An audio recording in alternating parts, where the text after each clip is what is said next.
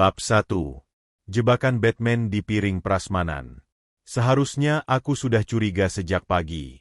Matahari Semarang hari ini panasnya tidak masuk akal, seolah-olah sedang membakar sisa-sisa keberuntungan yang aku punya.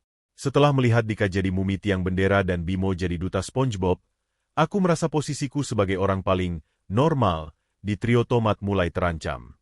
Tapi perut yang keroncongan tidak bisa diajak kompromi. Jam istirahat kedua adalah waktu di mana kantin sekolah berubah menjadi medan perang.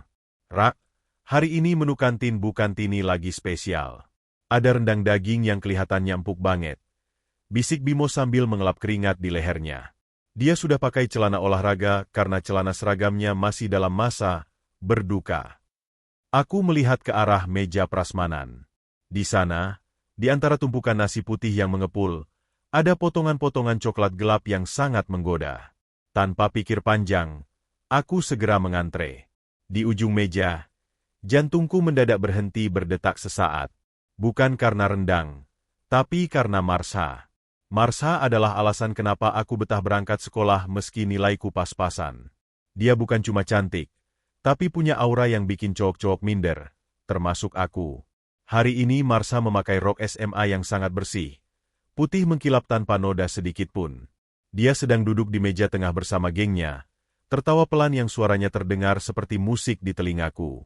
Fokus, Rak. Ambil dagingnya, tunjukkan gaya makan pria berkelas, siapa tahu dia melirik, gumamku dalam hati. Aku mengambil piring, menyendok nasi segunung, dan dengan penuh kemenangan mengambil satu potongan daging yang paling besar. Bentuknya kotak, warnanya gelap sempurna, tampak sangat juicy. Aku duduk di meja yang jaraknya hanya 2 meter dari Marsha. Aku ingin dia melihatku sebagai cowok yang punya selera makan bagus. Dengan gerakan elegan yang sudah aku latih, aku menyuap nasi dan memotong daging itu. Begitu gigiku menghantam benda coklat itu, kerak, duniaku serasa berputar. Itu bukan daging. Itu bukan rendang. Itu adalah lengkuas raksasa yang sudah menyerap semua bumbu rendang, hingga warnanya menipu mata paling tajam sekalipun. Rasanya sepat, berserat seperti kayu jati, dan pedas menyengat. Gigiku hampir saja copot menahan kerasnya lengkuas itu. Wajahku langsung berubah jadi merah padam. Aku ingin memuntahkannya, tapi Marsha tiba-tiba menoleh ke arahku dan tersenyum tipis. Sial. Aku tidak mungkin memuntahkan serat kayu ini di depan bidadari. Dengan sekuat tenaga, aku mencoba mengunyah lengkuas itu seolah-olah itu adalah Wagyu A5 paling empuk di dunia.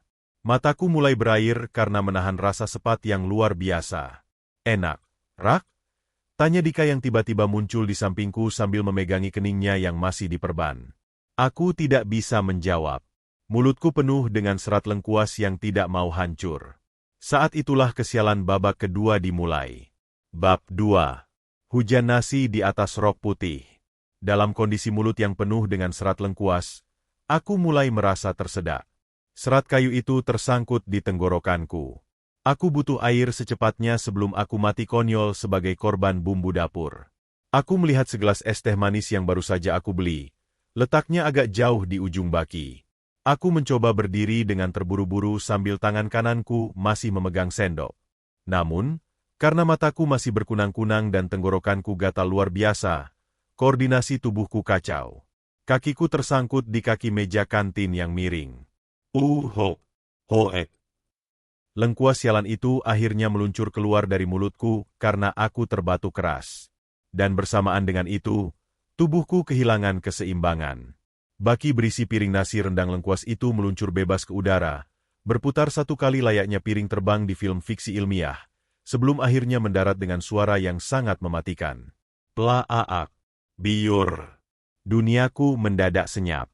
Suara riuh kantin hilang seketika, digantikan oleh suara tetesan bumbu rendang yang jatuh ke lantai.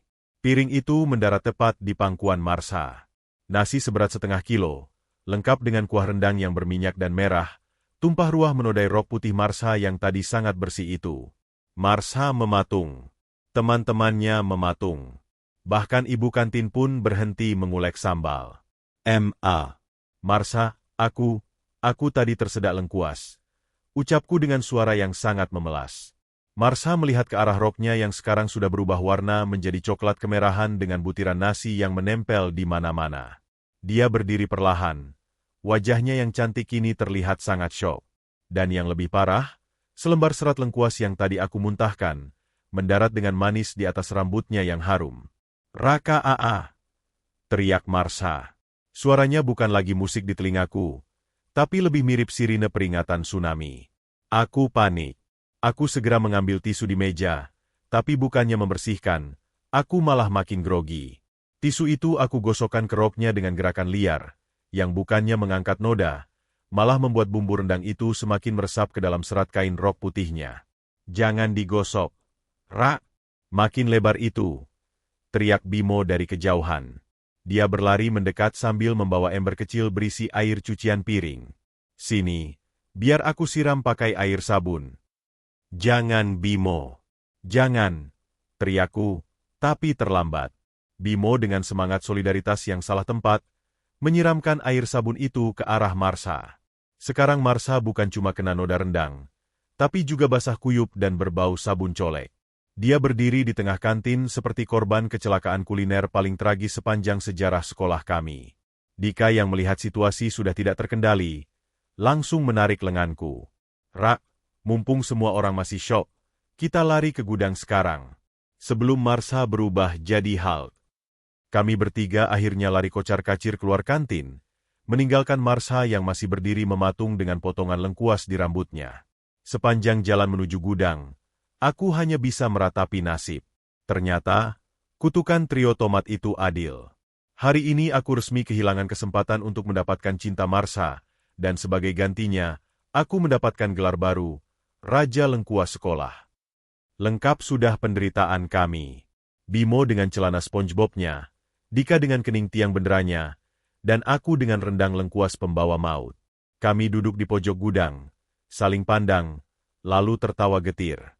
Ternyata persahabatan kami memang dibangun di atas fondasi kesialan yang abadi.